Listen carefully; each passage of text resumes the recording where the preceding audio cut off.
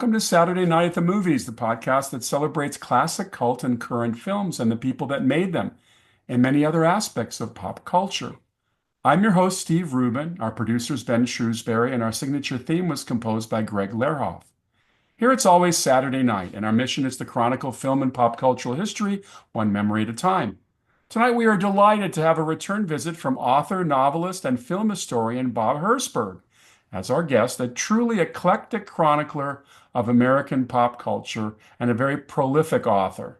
Our focus this week is on his book, Revolutionary Mexico on Film, A Critical History, 1914 to 2014.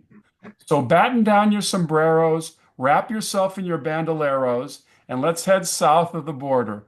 Welcome back, Bob. Hey, I'm glad to be here, Steve.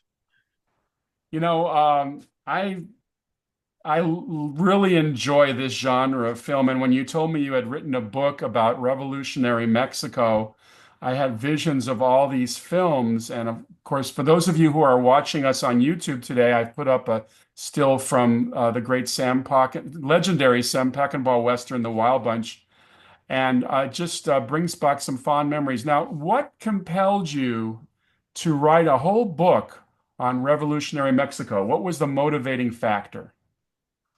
Well, actually, being a great Western fan, and I've written several Western novels, and my last two books before Revolutionary Mexico was Hang 'em High about law and disorder in the Old West, violations of due process, lynch mobs, and such. And the one actually before that was Savages and Saints about the images of American Indians in movies. Now, since I was on that Western theme, a few of these movies kind of overlapped into the subgenre of the Mexican Revolution. And Revolutionary Mexico on film actually talks about two periods of revolutionary Mexico. One being the time of Juarez during the French occupation of the country, Napoleon's French occupation of Mexico, when he had Maximilian and Carlotta to Austrian royalty to run Mexico. And Juarez was fighting against them and the Juaristas. That's one time period I focus on in the book. There are films of that like Juarez, a lesser known film, Stronghold, Maximilian and Carlotta, another lesser known film. And I think one of the first ones you mentioned it's from 1936. It's called Let's Go with Pancho Villa. Let's go with Pancho Villa. Now, Yeah, now this is actually a Mexican film. this is a Mexican film. Mexico had, where we focused on the Mexican Revolution, and we're also talking about the 19th period of 1910 to the next several years. Mexico, forget about it. The revolution is all over the place. Hundreds of films on the Mexican Revolution, obviously from Mexico. But this is one of the most significant, especially during the 1930s, for all of for our thoughts on Pancho Villa. Americans have almost always depicted him as the Robin Hood of Mexico, who fights for the poor and gets rid of the evil, federales from Porfirio Diaz, who was the absolute ruler of Mexico in those days, early part of the 20th century. But the thing is, Pancho Villa was not a man who was loved by, who friendly teddy bear like and loved children and all that. Not necessarily. He was a very, some might say, schizophrenic, for emotions on his sleeve. He was smart. He was not stupid. He knew battles. He knew battle tactics. He knew what he was doing a lot of the times, but he let his emotions take over a great deal. He could be very, very violent. He, unlike what Americans depicted him as, he could be a rapist, a mass murderer, a racist, all these things Pancho Villa was, as well as supposedly doing good things for the people of Chihuahua State, which is where he basically ruled during the revolution.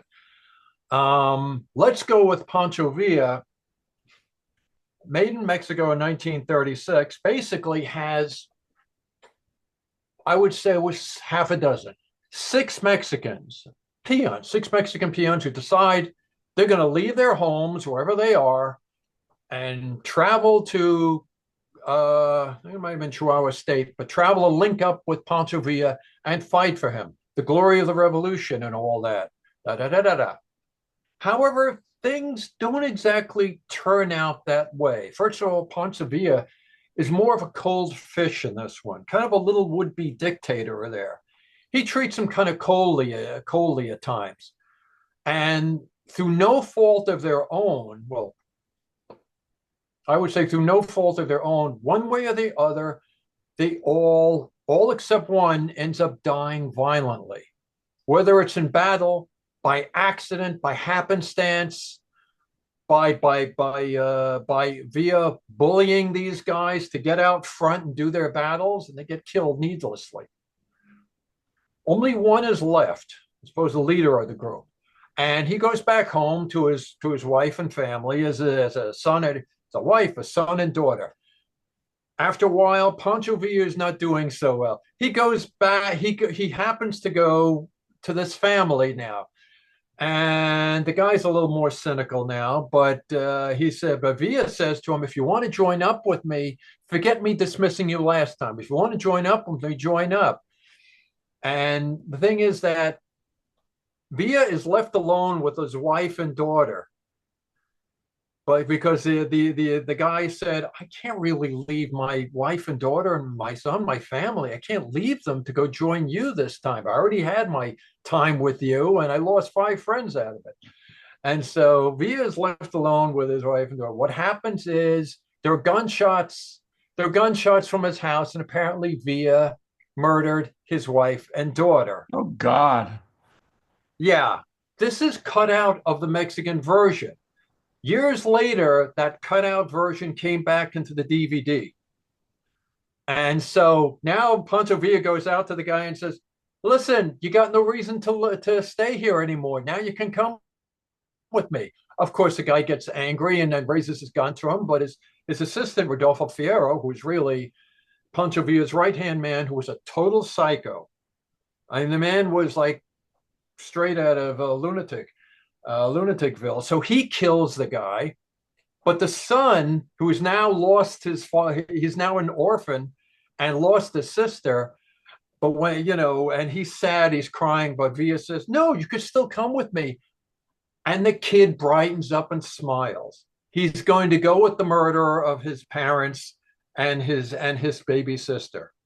It's a sick ending, and it's not where usually the Mexican Revolution, the revolutionary film made in Mexico, is coming from. They wanted a blessed revolution. Everybody was great, and the revolution except the enemy, the porfiriatas, they call it, those who. By the way, in the pecking order of the revolution, who was in charge of the revolution in the early 20th century? Was there one main guy? I know we're going to talk about Juarez later on. Was Juarez the main guy? Did Pancho Villa actually work for Juarez, or was he just a flying column? I believe Benito Juarez died around the time Pancho Villa was born. Oh, So the two of them never really knew each other. Juarez was from the 1860 period. He was born in like early part of the 19th century, oh, and he was a very, very bright, I believe it's a Toltec Indian, and he fought racism, and he got his way into the presidency. But that's another part. That's another period. In the 1910 revolution, and the revolution around there, 1910 to 1911, there were several leaders of the revolution who, one reason or another, turned against each other. There was as he called himself, the first chief, Venustiano Carranza, a very corrupt, vain egomaniac. He was a general also, but basically he had it in mind for him to be the ruler, not anybody else. Then there was Alvaro Obregon, who was a brilliant tactician. They were all army officers originally. And but the thing is, they all turned against each other. They all set each other up for assassinations, including Villa. Villa was eventually assassinated. Villa didn't want power, though. He was a warrior first and foremost. He didn't want to have anything to do with it, but he didn't want anybody to interfere with his sphere of influence, where his army ran things, and he was a bandit originally. So he was primarily fighting the federal police, the federal troops. That was his main goal. Let's pull up a shot for those who can see, and you can obviously hear our discussion. Let's pull up a shot of Paul Mooney as Juarez. Muni, yes. So Paul you're Muni. talking, and in fact, I have another shot of actually we can actually see what Paul looks like because I was actually surprised. There he is, Paul Mooney. So obviously there's some heavy makeup involved with Paul Mooney. Great So man, a this great this is actor. this is a you're saying this is a 19th century story. So this is way before the 1910 revolution. Yes. Benito Juarez was a great man of history. He helped literally liberate Mexico. We're talking about Mexico that was grounded down by, believe it or not, the Catholic Church. The Catholic Church owned the property. They ran the schools. Everything was with the approval of the Catholic Church. Every aspect of life. And the church was, unfortunately, worked hand in glove with the hacendados, the property owners, the landlords. They owned everything. The church was the biggest property owner practically in Mexico. And the thing is, Juarez sought to break that for very good reasons. There really wasn't any other political party. You had to go their way, even though it was constantly overthrown of, let's say, overthrow of political parties in Mexico. They were always corrupt, self-serving. Nobody lasted very long. Actually, when Juarez came up, there was another president at the same exact time as he ran Mexico. But people basically followed him because they were smarter than you think, and they followed him, not the guy who was chosen by the church to lead. Now, I believe his name was. excuse me, but you mentioned the French occupation of Mexico. Right. Does this overlap with Juarez's? Did Juarez come to Absolutely. power? Absolutely. What happened is when Juarez ran Mexico, Mexico, under so many crooked governments, owed a great deal of money to France, England, Spain. And the thing is that by this time, Napoleon got together with the leaders of those countries.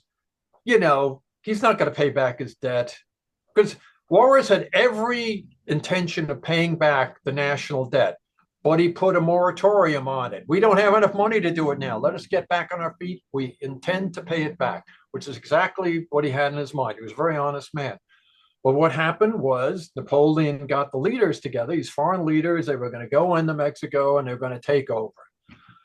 England and France, to their credit, decided not to go through with it. Fine, Napoleon said, I get it all. So he sent his troops in. One of the ways he sent his troops in was to attack the fort at Puebla, California, Puebla in Mexico. That noble stand of the Mexican troops at Puebla on the 5th of May held off the French troops.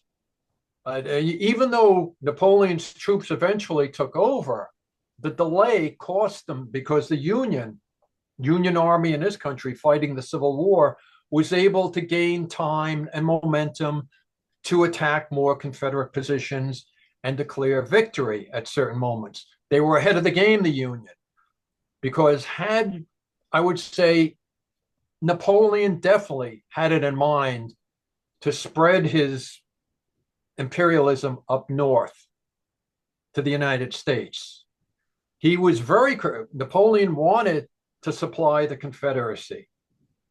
What a disaster that would have been. Had Napoleon, Bob, are we talking about the Napoleon, Because Yeah, there were several Napoleons, weren't there? you were mentioning that France decided, along with England, not to go in, but then you say Napoleon goes in. Was no, did you mean France, as England and Spain decided not to go in, or France decided to go in I'm anyway? sorry. England and Spain decided not to go in. Okay, there you go. Okay, that makes Napoleon went sense. in on his own. Because I know there was a Napoleon the Third was one of the Napoleons I thought involved in the French taking over Mexico. But you tell me if I'm correct. So the Napoleon we know that eventually gets exiled to the island of Elba, was he involved in Mexico or was that one of his sons? I believe that was one of his sons. Now someone's gonna correct me on this, but I believe it was one of his sons. Right. This is not the one who was stopped at Russia's gates. No, different Uh, Napoleon. this But is a different Napoleon who had the same ideas. So And let's move on to a movie that you chose that I don't know, and it's funny because I'm a huge John Ford fan, but I've never seen The Fugitive. And hang on one second, I'm going to pull up a picture. Here we go. This is a Henry Fonda, Pedro Armendariz movie. I don't know anything about this movie. Which period does this take place in? this takes place. Well, this is set in Mexico, and though some might mistake it for being kind of an anti-Cold War movie in a way, anti-Cold War, pro-Cold War. Well, let's put it this way: it's set during the Cristero War, though John Ford, who directed it, did not really say that. The Cristero War was done in the 1920s. It was launched by liberal Mexican presidents Alvaro Obregon and Plutarco Elias Calles, otherwise known as El Jefe Maximo. Guess what he thought of himself. But anyway, this was anti-Catholic. They had horses riding into churches, destroying the host, all sorts of blasphemous things. And what happened was Graham Greene wrote a book about a called the hell was it called again? Damn, now I'm blanking out. It had as its central figure a whiskey priest, a priest who imbibes every once in a while. They Ford filmed it, and his assistant director was of all people Emilio Fernandez, one of the great Mexican directors. Quite frankly, a son of a bitch off screen, but a great director, and it was shot by Gabriel Fernandez, Mexico's premier cinematographer Hmm. for all through Epoca Dorada, which was I assume they shot it in Mexico. yes, part of it was I would say a lot of it was shot in Mexico, but Ford basically it was Ford's most noirish film, black and white, cinematically excellent, everything cynical, no real stupid comic reliefs as you expect from an American film. Uh, And no comedy, huh? is Henry Fonda the whiskey priest? Yes, but he's not a whiskey priest, thanks to the Breen office. They kind of censored that right off the bat. No whiskey priests are going to be in this film. Green didn't like the church, so he had a whiskey priest. But under the production code office, it wasn't going to be one. So he's basically a dedicated priest. He and his followers, they go to church in quietly, in the quiet, on the QT. You can't say it out in the open to the Mexico of that time during the Cristero Wars under Presidente Obregon, or for that matter, Calles. It wasn't going to be that way. Because they were going to destroy all the churches. They were going to, they didn't like any other influences besides there. And these were the former revolutionaries, revolutionary generals who fought against Porfirio Diaz for human dignity and honor. And, apparently once they got in power, that changed. And unfortunately, that happens throughout history far too many times. In fact, I would say practically every one of those damn revolutionary generals and leaders ended up popping themselves. I mean, they all ended up killing themselves. Let's put it this way, one way or another, treachery. But I digress. So it's a wonderful film, Fugitive. Best performance, Pedro Armendariz. one of our finest actors of Mexican heritage come into this country and do anything. Oh yeah, And the following year, I believe he's in Fort Apache with John Wayne, also another John Ford movie. Yeah, this relationship, Pedro Armendariz is a classic character in cinema. I have a little story to tell. When I was interviewing Terrence Young, who directed three of the James Bond movies, that's right. and by the way, he told me that the way that James Bond is introduced in Doctor No, the Sean Connery first Bond movie, where his back is to camera in the casino, he said I was influenced by Juarez, the Paul Muni movie. Because apparently the first time you see Juarez in the Paul Muni movie, his back is to camera and he turns around and introduces himself. But in terms of Pedro Armendariz was dying of cancer when he made From Russia with Love. You said And that in the book, yeah. yeah, and he before he left to go to Turkey where they were shooting, he stopped off in I believe it was Utah and had a meeting with Ernest Hemingway. And Ernest Hemingway was, unbeknownst to Pedro, was also dying of cancer. And I guess, I'm sorry. oh, I'm sorry, Steve, to correct you there. oh, By please, that time, Ernest Hemingway was dead. He was it? had the meeting with Ian Fleming. Oh, it's funny because maybe it was an earlier meeting with Hemingway. Because you're right, he did meet with Fleming. The whole He was idea of dying of this, cancer. Yeah. yeah, the whole idea was that Armendariz, because I guess Armendariz was somewhere when Hemingway shot himself. And when he got to England, he finished From Russia with Love, comes back to California and shoots himself. And then Fleming had met with Armendariz, and the story goes that Ian Fleming did not want to die as an invalid from the heart disease he knew he was suffering from. And the story goes that he went swimming in his swimming pool underwater and he ripped his heart apart, and that's how he died at the age of 56. So there was this Armendariz connection to both Hemingway and They got Fleming. along very well on the set of the Bond movie. Oh Yeah. yeah, but you can Him see and him Fleming. Yeah. limping. You can see Armendariz limping as the character of Kareem Bey. Yes. Yes. Let me put up a movie that you didn't put on your list, but I put it on my list because there's one of the first ones I ever saw. More of an action picture. Do you know Bandito? Very well. Yes. Yes. Bandido. And originated by a screenwriter named Earl Felton. I might add a tragic screenwriter named Earl Felton. He was always he had been handicapped, and he basically went through life with the walkers, the handles instead of crutches. And but he got along very well with Robert Mitchum. The two of them were very different people. But Felton was a guy, I guess he had depression problems, who eventually shot himself. But that was later on. In the 1950s, he came up with a screenplay called Horse Opera. A brilliant idea, this was. A few people were going to come down, a mercenary was going to come down, or whatever, I'm trying to remember, to watch the filming of Pancho Villa, to put on film one of Pancho Villa's raids. Now, as we all know, that later on became And Starring Pancho Villa by Larry Gelbart, who was associated with MASH. But that was a cable movie like decades later. But this idea originated with Earl Felton. And the thing was, they were going to watch this filming as be satirical. Robert Mitchum signed on. Director Richard Fleischer, who was a very talented man, he signed on as well. But then somewhere along the way, Felton changed the screenplay and came up with Bandido, kind of more or less a straight Western type of boys' adventure story down in Mexico.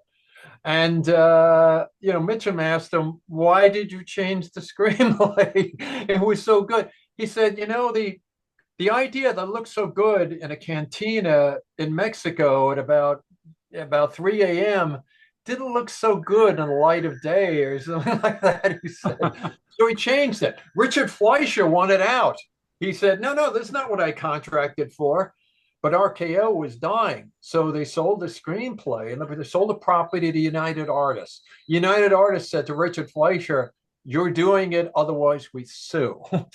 So Fleischer had no choice, though he demanded that Earl Felton, who was handicapped, had trouble moving around, be on that hot Mexican set all the time during, rewriting the screenplay.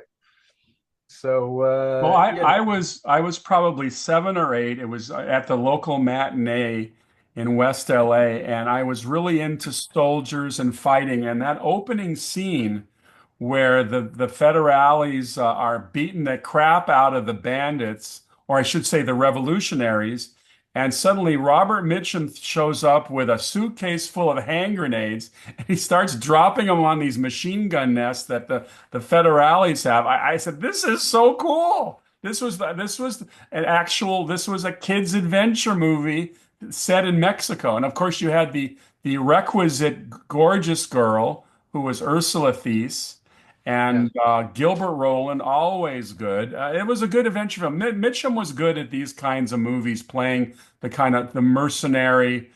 He actually was supposed, I think the following year, he was supposed to do Blood Alley with Lauren Bacall. But yeah, I heard that story. yeah, Yes. and he was He a threw little the bit in it. assistant director off a pier. Yeah, it didn't Not a quite work nice out. man, So John Wayne came in and did Blood he Alley. had to do it. But Just to point out that scene in the with the hand grenades. right. The original scene was supposed to be him throwing the hand grenades into the lobby. And what happened was the production code office said, "No, you can't do something like that in a public place, people getting killed and maimed." So they altered that. He uses the grenades to help the revolutionaries outside the property, if you notice. But the original scene had him blowing up people in the lobby. Oh my Can't do goodness. that, So old West Westerns say, can't do another that. picture which you chose. I'm gonna pull it up in a second. Let's see. Ah, yes, Wallace Beery and Viva Villa. Getting back to Pancho Villa. Oh boy. Wallace Beery. He's laughing in this scene. How good a choice was Wallace Beery to play Pancho Villa? Way below zero. Let's put it that way. It was, first of all, the very first actor, Mexican actor in an American film to play Pancho Villa didn't happen until 1958, until Villa rides a bee made by 20th Century Fox, Rodolfo Hoyos Jr., born in Distrito Federal, which is the federal district, Mexico City. He's the first one. All that time, and even afterwards, with Anglo actors playing Pancho Villa, because of racism and racist Hollywood. But for him, he's from Kansas City with his whiskey scarred voice. He was not a nice man off screen, and actors will say he was not a nice man to work with. You're talking about Beery now, right? Beery, not Rodolfo Herrera Jr., very nice man. But Beery, they cast him along the lines of his big dumb slob characterization MGM patented for him. Like I say, off screen, he was a nut. But on screen, there a whole book, if anybody hears me, a whole book on the making of this film should be written because the scandals, the corruption, all this other stuff. If anybody thinks that Americans originated the portrayal of Pancho Villa as big, dumb, lovable slob, they're wrong, because the government of El Jefe Maximo at the time, President Plutarco Elias Calles, who fought against Villa, wanted a dumb characterization because MGM had to consult Mexico. They couldn't release the film in Mexico or Latin America without Mexico. Mexico had an iron grip on films made in the US about Mexico. If you wanted to use Mexican locations, and MGM did, you couldn't fool around with them. So They had to have the permission of the government. And Callier might not have been president. There was a figurehead president named Albergardo Rodriguez at the time. And Callier said, I want you to portray him as dumb, which he was. Though there were so many screenwriters, so many, well, not so many. Howard Hawks directed the film. Then MGM got rid of him because of his pace. Then Jack Conway was put in there. Then they got rid of the script. Ben Heck did the screenplay. Then they replaced the cast. It was a film reshot from in its entirety. Another scandal was that Lee Tracy, unfortunately, went out in the balcony of his hotel in Mexican City, and when there was a passing parade of Mexican Army cadets, he allegedly pissed on them. He urinated on them, Oh my supposedly. God. Yeah, if you believe that story. Some people said it didn't happen. Some people said it did. Callier and the Mexican government said this film was not being made with him in it. They fired Howard Hawks. They got in Jack Conway. They replaced the cast. Not only Lee Tracy, who they replaced with Stu Irvin. Fay Wray was a replacement for, I believe, Mara Alden, I believe was her name, who played a senorita. Fay Wray tries to play a senorita, but not quite. So everything was replaced in that film. The film was a calamity. Today, you'd say this is going to cost zillions and zillions of dollars.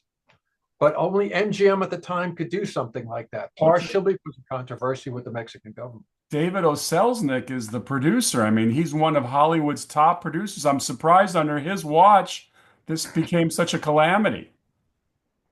Well, unfortunately, the Mexican government was super sensitive on anything that had to do with them. Even Eli Wallach had said when he did Magnificent Seven, the Mexican government observers was on the set. No, we don't like this film right off the bat, no matter what. Basically, they just didn't like an American version of Mexico. Sometimes you can blame them, sometimes you couldn't. They were super sensitive about that. He's talking to one of the locals in Magnificent Seven. He says, last month we were in San Juan, big church, much blessed by God. You think we found the poor box to overflowing? We found almost nothing in the poor box. And his partner says, we took it anyway. I know we took it anyway. I am going to put up another film which is iconic in terms of the character, and this is a movie that and I'm going to find it here. Hang on one second. Let's see if I can find it. Anyway, I'm putting up a picture of Marlon Brando in Zapata. Oh. And I'm going to find it and hang on one second because I want the people who can see our show to see this picture of Brando. Here we go. Okay, so here's Marlon Brando, like Paul Mooney as Juarez, Marlon Brando in heavy makeup here, sporting a mustache. What do we know about Emilio Zapata? This is also the period pre 20th century, correct? Yeah, I would say it was no, it was around the time of Mexican Revolution, 1910, 11, 12. And Emiliano Zapata was one of the great men of Mexico. He was based in the state of Morelos, which is like South Mexico. He also fought the revolution. He wanted, I would say, land reform, all those things. Very sincere guy. Brando never mastered a Spanish accent, Latino accent, I should say. He, Elia Kazan, the director, basically depicted him as kind of a Mexican Stanley Kowalski.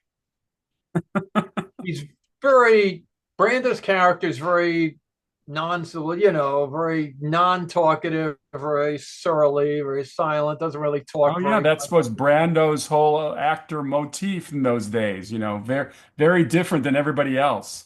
But it was not. Emiliano Zapata, who's a very intelligent human being who could be surly at times, who could have a dark side, but apparently a very intelligent man. He was, I would say, the movie made him look like this poor peon. He was actually a man who knew horses, he knew wranglers, he was intelligent, he had a ranch, all this other stuff. He was a good catch for a senorita. When you see Gene Peters is like, he doesn't want to marry him because he's so poor and stupid. That's not true. uh, By the way, you called him Zapata. Is that the way to pronounce it? yes. So when I say Viva Zapata, I'm Or completely wrong. Zapata, or Zapata, it's Emiliano Zapata or Zapata. Um, as it is, he was a very complicated guy. And like I say, like the other leaders of the revolution, there was treachery. There was a double cross. A federal soldier who said he's through with the government says, I can give you weapons. So come to this rancho and you'll get your weapons. And he and his crew rode in Zapata, and they thought they were getting an honor guard. What they got was a firing squad. Oh, That was on orders of President. Uh, oh Christ! Uh, was it Diaz at that I'm time? blanking out here. Huh? Was that Diaz at that time? No, Carranza. It was Ron. Carranza. Carranza had taken over. There was no more Diaz, and Carranza had ordered an assassination, as he had on so many revolutionaries, and was able to get away with it until he was assassinated. But that's another story. All of them died horribly. But Brando Kazan, unfortunately, in this supposedly realistic picture, in a screenplay by John Steinbeck, they both claimed authenticity with Mexico. However, they cast actors straight from Broadway. Everybody who talks doesn't sound like they're from Mexico City at all. They're from the Lower East Side. It was terrible. It's like the acting was straight from method actors from the actor studio. Now let's bounce ahead, I think a decade. Okay. Look at a picture called Via. This is Via Via rides. Rides. Yul Brynner and our old friend Robert Mitchum again. Tell us a little bit about. I remember seeing this, and I remember thinking I didn't come away positively. What is your memory of Viva Rides? Via Rides.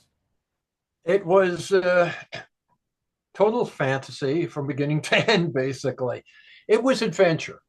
These people were like, Daryl Zanuck approved of the filming of the Zapata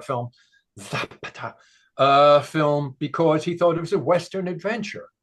And in that sense, it's a success. It's not history. It failed at that. But same reason via rides. It wasn't exactly history. Once again, you have an Anglo actor who's not strictly Anglo, Yul Brynner, playing Pancho Villa, the last actor I would probably, besides Wallace Berry, see as Pancho Villa. Uh, it was basically Charles Bronson as his psychotic right hand man, Rodolfo Fierro. Again, a Lithuanian American actor we cast as, you know, this Mexican revolutionary. Um, Mitchum was, the film could have done without his character. A lot of it was bad history. They even had the revolutionaries had a plane to use because Mitchum's character flies a plane. His character, they had a plane to use to bomb the Federales. Nothing ever happened like that. If the revolutionaries had a plane, they probably would have won the war a lot sooner, bombing from the air. By the way, in the 20th century revolution, not the earlier one, what are the numbers? I mean, are the revolutionaries fighting the government? Were they fairly equal in number to the government troops, or were they always outnumbered? What was the deal there? I would say the Federales there were more Federales, but think of it this way, because the revolutionaries had help from the people 9 times out of 10. And of course, they don't say this in Mexican Revolutionary War. If the people didn't help them, they made them help them. Let's put it Hmm. that way. Press ganging, a lot of the Federales did the same thing. They press ganged helpless citizens to go with them. So I would say the numbers varied, but the revolutionaries won out because they had, I hate to say it, they had good generals. Villa could be a very good general, though he could blow the momentum of a battle in 2 seconds. Felipe Angeles, who was a former Mexican officer, came over to Villa's side, helped him use howitzers and things like that. So the people basically didn't want the Porfirio Diaz, but they were forced to accept a lot of what came after. And what came after Huerta, Carranza, a lot of them, Obregon, Callier, were corrupt. Let's They go, owned the government. Yeah, sure. let's go back to the 50s. So here's a movie that I put on my list that I actually is another fun adventure movie set more 19th century, Civil War era. And that's a movie called Vera Cruz. Is Vera Cruz in your book? Yes, it is. Yes, it is. It's a great picture. It's an exciting Western. It has a little of the revolutionary subplot in it. There's always what Americans did in their Westerns set in Mexico was basically the time honored cliche of the revolutionary good guys against the corrupt people and who they're fighting for. This could be the swashbucklers. This could be the 19th century, 80s, 70s, 60s, pirates, anything. So they did it. So the American Hollywood filmmaker did it according to that cliche. Fortunately, you had Robert Aldrich, who you could complain about some of his work, but he excelled at this kind of macho adventure like this, unrealistic though it is. And he had two good actors in the centerpiece. Lancaster's amazing as always. Cooper always had a good guy image, and he was smart enough to he censored things in the script that were a little too not so good guy, let's put it that way, because he had his image. But he blended well with Lancaster, and it was an amazing film, even though historically it sucked. Well, Basically. Lancaster, I would argue, rarely, if ever, played a bad guy. And Lancaster is his kind of a dark character in He this could movie. be dark, though. He could be Yeah, dark. He he was a could be good dark. actor. Although I have to say, when Burt Lancaster smiles in this movie, I feel like there's a glinting on his teeth because he has the biggest smile in the world. There's some amazing production values. Obviously, shot in Mexico. They shot where the pyramids were. It's some great production values in this movie, and I love. I think it was, isn't it Cesar Romero plays the French It's officer. interesting when you mention that the only French actor in the entire film playing a member of Napoleon's court is Denise Darcel, Oh an yeah, underrated B actress, cute, wonderful.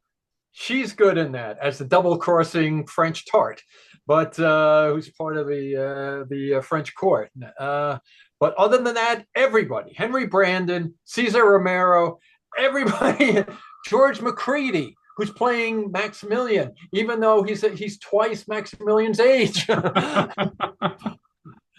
I have a fondness for the film purely for the adventure aspects of it. Now we're going to come to probably my favorite picture of And the, I know what you're going to say. Yeah. and I'm going to put it up right now, which is of course The Professionals.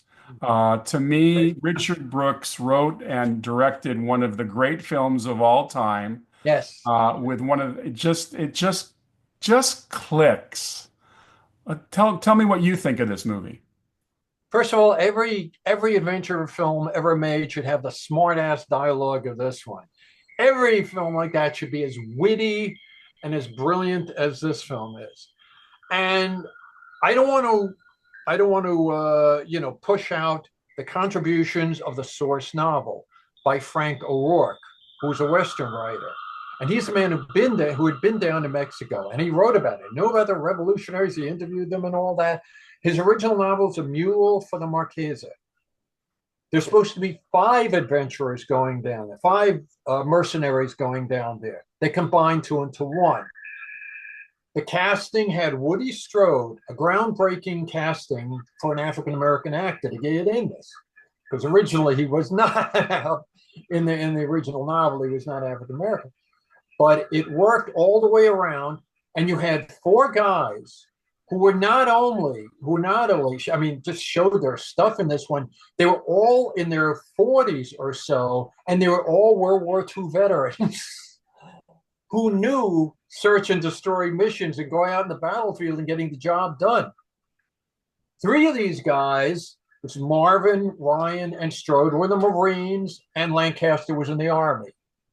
And we're talking about guys who have lived the battle. And it was absolutely friggin' absolutely perfect. Anyway, the way they did this, it was just wonderful. And Brooks has smart ass dialogue from everybody, including the so-called victimized women. They all have great smart. Marie Gomez is outstanding. Oh, as Cardinal Chiquita, but the movie is great. I love her. for my money, Claudia Cardinal Yeah. steals every scene she's in. She is pure sexy, and her dialogue, her outfit, that very clingy dress, uh, was reminding me of early Lana Turner. It's so cool. But another aspect of The Professionals is Maurice Jarre's score. The score for this movie just kicks. And from the very, very beginning, when they show the collage of how what each of the guys is doing, and it's just so much fun. But you're right, the dialogue is so punchy. Um, I think that Marvin turns to Lancaster's character Dalworth at one point and says, "So what's on your mind besides 100 proof women, 80 proof whiskey, and a 14 karat gold?" And he says, "Rico, you just wrote my epitaph." So I'm that going would to take this. I'm sorry. I'm going to take this dynamite, move that mountain to this mountain. Peace, brother. Peace, brother. Oh my God. Now that was released in '66. 3 years later, they hand the cameras to of course Sam Peckinpah, and they make a movie called The Wild Bunch. Now, the Professionals, as much as we love The Professionals, it's not as widely recognized as The Wild Bunch. The Wild Bunch is in a level. I think it took a hold of the cultural landscape and became a seminal movie. Now, what is your feeling about The Wild Bunch? It is a classic. It is a classic. It is probably, I cannot say it's Peckinpah's only good movie. He's done near great movies, but I like Bring Me the Head of Alfredo Bedoya. Alfredo Bedoya, that's not the right one. But Alfredo Garcia. Garcia. Alfredo Bedoya, that's the Mexican actor. But anyway, Garcia. It's a classic. It's his one true classic. It's a classic of the Western. It like you look at the Western and you say, oh, it's getting a tired genre. And then you see this. Then you see the Wired Bunch, you say, there's hope yet. If you've got a good imagination, you've got talented actors, and these guys are all veterans. The four behind you are all veterans, also from World War II and such, but they've all been through the Hollywood mill and everything else, and there's an edge to them. I don't think young actors, if they ever made this, God help us, young actors could come up to the level of what these guys have lived through, and they put it on screen. And they put the many wars they have fought in their life on screen right then and there. You have Ben Johnson's a cattleman. Ben Johnson's a wrangler. You have Ernest Borgnine in the Navy. You have Bill Holden's been in the Army, and Warren Oates. All of them have fought. And Peckinpah's direction, especially just the gunfights, are flawless. And it's amazing, a man who had this alcohol problem and everything and all this other stuff, his torments. And he wasn't a nice guy off screen, and includes to his wives.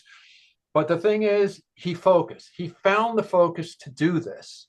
Warner Brothers released it, but they released a cut down version. And they were ready to throw it away. That's like Bonnie and Clyde, but Warren Beatty and Faye Dunaway, ready to throw it away. Beatty pressured Warner's to re-release it. Eventually, that was re-released. It would make money later on. Unfortunately, by that time, Peckinpah would be gone. But the thing is that, It was, I think, a 140-minute version, 135-minute version. Audiences didn't see that. Europe did. Asia did. They saw the uncut version. Not until DVD, it was released in DVD, you see the whole damn story. And it's fantastic. You see all of them riding through, the Mexican peons are there. And it's like this great respect they have for these guys, these outlaws and everything. And there's that comment, everyone wants to be a child again. Maybe those who do wrong most of all, you know, very moving. If you I, ignore the sexism, I remember seeing it, and but I liked action movies. The final battle scene with the squibs, with the bloodletting, it was unusual. I'd seen 3,000 westerns where people got shot and they were clean kills. Nobody there, you never saw an ounce of blood. Peckinpah brought buckets of blood to these fighting sequences. Now, I know that the idea of blood squibs was not new. They go all the way back 10 years. I think one of the first movies to use on-body hits with blood was a Phil Carlson movie called Hell to Eternity. oh, It was with Jeffrey Hunter, a Pacific Island movie based on saw the that. real life of Guy Gabaldon, who I later did a documentary on. The real Guy Gabaldon. His real name was Guy Gabaldon, and he was of Hispanic heritage. I But wrote about it in the Imperial battle Japan on scene. the screen. Now, you had a couple other films I want to mention because they were unusual ones. You have Raquel Welch and 100 Rifles with Burt Reynolds and Jim Brown in this picture. Raquel in all her glory. Why did you pick this one? Well, it had a lot to do with set in Mexico. It's during the Revolution, and it's a landmark film in many ways. It's based on a book by a former actor named Robert McLeod, who did many westerns. This book was called A California, about a young Mexican American, not Mexican, a young American kid, blonde, blue-eyed kid who worked at a ranch in the border, and he had Mexican step parents. And he went down to Mexico, and he meets the revolutionaries and a lot of Yaqui Indians. Now, the Yaquis, unfortunately, were targeted by not only the Mexican government, but the federales. And that's in McLeod's book. In the film, they finally cast an African American actor as a lawman. Now, people say, well, you had the first interracial sex scene between African American and the white, actually part Hispanic, Raquel Welch, in a film, in a major film. But the real landmark part of that film is an African American lawman. They never showed that on screen, from the Old West, that is, from the Old West. There were African American lawmen. There were African American bounty hunters, plenty of them, but Hollywood never showed them until Jim Brown came along in 1969. And that's one of the reasons I wanted to showcase that. What they did the book is far more violent. A lot of the movie is, as they call, boy's own adventure, as I said before in the book. How could I say it? It's again macho adventure, just like in you've seen in Bandido, how they make it. Oh, it's kind of revolutionary. It's fun, and that's what they made out of this. Yeah, Burt Reynolds, yeah, Raquel Welch, and yeah, Jim Brown, and who's really thinking of the goals behind the revolution when all this is going on? Still, it's kind of moving because he plays an ex-cavalryman, a black ex-cavalryman who had fought against the Apaches in the So he was Southwest. a Buffalo Rider, I would say Buffalo Soldier. Buffalo Soldier. And what he did was, of course, he faced the Apaches. So Rocco Welsh and Burt Reynolds' character, Yaqui Joe. In the book, Yaqui Joe is a Yaqui, full-blood Yaqui. In the book, to take advantage of Burt Reynolds' and Southern accent, they make him like a half Yaqui, half white from the South and all that. But the thing is, still, they want to fight the revolution and save the Yaquis. this is not necessarily land reform or the other goals of the revolution, because the Yaquis are basically targeted for genocide and oppression. Now, Jim Brown's character, Larrabee, says, I ain't helping no damn Indian. That changes when he befriends a Yaqui boy.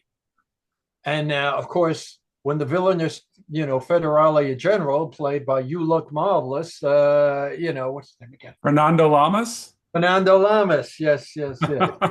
It's not a nice guy on screen, but as it is, but he plays this horrible villain. And the thing is, they kidnap the children, they torture everybody, and that changes Jim Brown's character into getting involved. Who directed this film? The director is Tom Grise, Oh, okay. who also directed a Charlton Heston film, was his favorite film too. Will Penny. Will Penny, sure, of course, of course. Now, another picture that you put in your list, I thought was an interesting choice as well, because I didn't even remember this. Two Mules for Sister Sarah, Clint Eastwood and Shirley MacLaine. Now, I have never even seen this one. It's so funny. For a second there, I thought this might have been based on the Professional's source material, but that was a different mule. It's a different mule, but Two What can Mules yeah, for tell us about Two Mules? okay. Two Mules was basically made by Universal. It had a screen story by ex-director Bud Bedecker, who was basically considered a has-been in Hollywood by that time. But he had also spent 10 years in Mexico. And unfortunately, he was an insane asylum and he wasn't treated well by Hollywood, all this stuff. So he did the screen story hoping to direct the film, but that's not what Eastwood and Universal had in mind. Eastwood worked well with Don Siegel. So what they did was they took his screen story, Pedicur's screen story, which that might actually be inspired by something else I heard also, and they gave it to blacklisted screenwriter Albert Maltz, who had worked for Eastwood a couple times. And Eastwood's a conservative actor, and he brought the blacklisted writer back in. So Maltz did the screenplay. And of course, in his point of view, Maltz made it more the heroic revolutionaries against the evil government. What happened is this is set at the time of Juarez. They talk about Juaristas and such, but this is the time of the French taking over Mexico. So basically, the enemy are the French. Unfortunately, at the time, well, Eastwood is given his six shooters that are double action six shooters, which could only work post Civil War. They're not supposed to work that fast. An inaccuracy, let's put it that way. Shirley did not like making this film. Eastwood did not like making this film with Shirley. The original casting would have been Elizabeth Taylor as the nun, who at least had dark hair. And but she wanted to be with, she wanted to film in, I believe, in Rome, where Richard Burton was filming something. She wanted to look after him. He had his drinking problems and such, and admirable. But the thing is, Universal said, forget it. We're not going to bother filming in Rome, So they filmed down south. They filmed in Mexico. And the thing is, they replaced them with Shirley MacLaine. She didn't like the film. She argued constantly with Don Siegel and Eastwood, who's pretty laid back as an actor and performer. And the film helped Eastwood's image. What I would say is he's basically the man with no name, said at the time of, he's given a name, and said at the time of the one of the earlier Mexican revolutions. And it was just a very, how could I say? It was a good film. It was an over-the-top film. It helped, I'm reminded of the coming attractions. The coming attraction said, Clint Eastwood is now against the Foreign Legion in Mexico with a stick of dynamite or something like that. It's taking advantage of his now burgeoning fame as the man in no name now down in Mexico. But the thing is that they mention the Foreign Legion in Mexico. Why? Because they're thinking of the French box office. You can't say the French army. They were very sensitive even from what happened back then. So you couldn't say the French army. So, How do they feel about another Peckinpah film, which we haven't mentioned, which was also badly cut, Major yes. Dundee? I would say Major Dundee, the French, of course, really didn't want to import that one. They weren't crazy about it. The French are clearly the villains in that one. They're torturers, as Ben Johnson's character notes.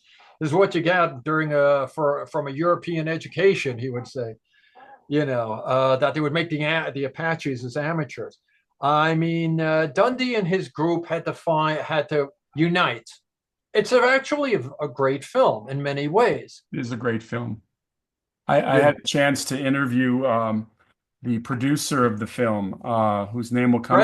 Jerry Bressler. I interviewed Jerry Bressler, and I heard his side of the story. Of course, Uh the story goes that they completely ripped the shreds out of the movie. The movie begins with a massacre. The after effects of the massacre. Dundee arrives with his cavalry, yeah. and what I know that the original film that Peckinpah shot starts with a Halloween party at the Rostas Ranch. And all the guys are getting drunk, the members of that small unit, that company of cavalry. And then the Indians attack and they kill everybody because everybody's drunk except for the lieutenant who they string up at the end. I didn't know if you knew that. I wasn't sure. I'd have to see the film again.